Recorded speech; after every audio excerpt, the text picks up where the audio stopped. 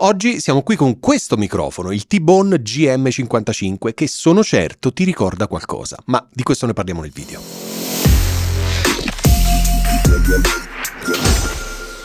Come dicevo nell'introduzione, molto probabilmente questo microfono ti ricorda qualcosa, ovvero il classico e iconico microfono di Elvis, che per la cronaca era uno Shure. Questo qui è un T-Bone, tantissimi marchi fanno questo tipo di modello che è un clone del famosissimo microfono di Elvis. Ci sono un sacco di cloni, in diverse fasce di prezzo, alcuni suonano decentemente, altri meno bene. Questo microfono qui, dal mio punto di vista, suona decentemente. Non è il mio microfono preferito, perché se segui i miei video sai che io preferisco microfoni scuri.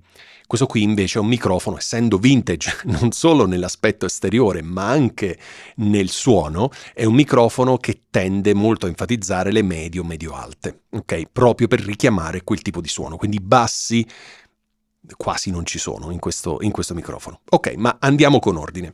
Questo microfono sta entrando pulito dentro il mio Tascam Mixcast 4. Se ti interessa, e sono certo che ti interessa, il gain adesso è settato a 35. 35 vuol dire che non c'è nessun problema. Questo microfono ha una buona spinta, per cui può essere utilizzato su qualsiasi scheda audio, quindi non hai nessun tipo di problema. E questo già è un punto di vantaggio. È un microfono che ha un tastino, uno switch sul suo corpo, qui nella parte bassa c'è on-off.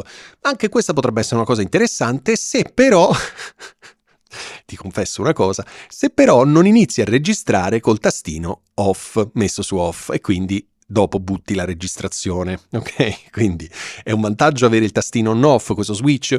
Sì, a patto che ti ricordi di attivarlo. Chiusa la parentesi, ok? Allora, questo qui è un microfono dinamico. Un microfono dinamico significa che non ha bisogno della 48 volt e ha un pattern polare supercardioide. Supercardioide significa che è molto focalizzato su ciò che arriva davanti, pochissimo, quasi niente su ciò che arriva di lato e un pochino su ciò che arriva dietro. Quindi va bene in certi ambienti, non va bene in altri ambienti. Infatti se io provo a spostarmi qui, guarda come subito vado fuori dall'area di ricezione del microfono, ok? Prova a ritornare, guarda quando esco abbastanza velocemente. In questa zona qui, se il pattern polare fosse stato cardioide, sarei ancora dentro, quindi avresti ancora sentito bene la mia voce. In questo momento invece la senti meno bene, proprio perché sono fuori dall'area di ricezione del microfono. Ok, ma questo non è né un pro né un contro. È il pattern polare ipercardioide, così come il supercardioide, che hanno questo tipo di caratteristica, ok? Può andare bene in certi ambienti, meno in altri. Ok, questo microfono costa solo 69 euro. Solo 69 euro. E arriva con una valigetta rigida, ok? Nella quale c'è, oltre alla schiuma, l'imbottitura, quindi fatta bene, c'è una cosa molto carina che è questa. Vediamo se riesco a prenderlo. Ok. C'è questo cavallettino treppiede da scrivania che è molto bello e soprattutto è regolabile in altezza. Ok, quindi lo poggi qui sulla scrivania e gli appoggi il microfono sopra. Quindi aumenta ancora il look molto retro, ma questo treppiedi qui, la cosa che mi è piaciuta tantissimo, ce l'ho qui sulla pagina del sito, è che pesa 400 grammi, per la precisione 395 grammi. Quindi vuol dire che se vuoi utilizzare questo treppiedi non solo per il microfono, ma ci vuoi mettere su una macchina fotografica, ci vuoi mettere su un monitor, una luce, qualsiasi altra cosa, puoi farlo tranquillamente perché è assolutamente in grado di reggere tantissimo peso. Il microfono invece pesa 527 grammi, ok? Quindi ti ho detto anche questo. Questa è una bella sorpresa perché è difficile che da una confezione esca anche il treppiedi per il microfono. Questo è veramente molto molto bello. Infatti sicuramente lo utilizzerò anche per altre cose. Non so se lo utilizzerò per il microfono o per questo microfono, ma in realtà sopra ci puoi montare qualsiasi tipo di microfono, quindi non c'è nessun tipo di problema. Ok, mettiamo a posto, lo faccio dopo. Quindi anche questa è un'altra cosa, compreso nel prezzo 69 euro. Allora, io questo microfono lo stai sentendo pulito, tranne quando apparirà in sovraimpressione da qualche parte la scritta che ti dice appunto che sto utilizzando dei plugin, quindi la mia vocal chain per migliorare il suono di questo microfono. Ok, cosa ne penso? È un microfono sicuramente interessante. Allora, la prima cosa per cui, dal mio punto di vista, poi magari il tuo è diverso, la prima cosa per cui una persona compra questo microfono o qualsiasi altro microfono clone dello Shure di Elvis è per l'estetica. Ok, inutile nasconderci dietro il dito, anche perché vedi, è impossibile. Questo che vuol dire? Vuol dire che, ok, l'estetica è molto bello. Infatti io adesso ce l'ho qui, ma secondo me se venisse dall'alto sarebbe ancora più figo da vedere. Però questo microfono, nonostante non sia un microfono scuro, quindi come quelli che piacciono a me, però tu stai sentendo tutte le mie parole in modo perfetto, stai comprendendo tutto. Quindi vuol dire che questa enfasi abbastanza accentuata delle medio-medio-alte a scapito delle basse, in questo caso perché come senti basse quasi non ce ne sono, aumenta l'intellegibilità della voce. Ok, quindi è un microfono assolutamente utilissimo non solo per cantare, io non so cantare ma tu ci puoi cantare tranquillamente in questo microfono, ma puoi anche parlarci, come sto facendo io in questo momento. Ok, quindi tutto sommato è un microfono interessante, soprattutto perché 69 euro hai un microfono che suona bene se ti piace quel tipo di suono, ovviamente, e che costa poco e ha questo look che sicuramente attira l'attenzione delle persone.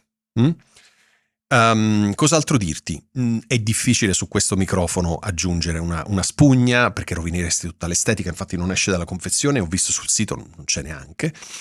Potresti aggiungere un disco per le plosive, ma anche in quel caso non avrebbe senso. Perché ti sto dicendo questo? Perché è molto sensibile alle plosive. Ok, quindi come vedi io adesso ce l'ho fuori asse, ma se provassi a parlare dentro, Madonna, e non sto facendo forte, guarda.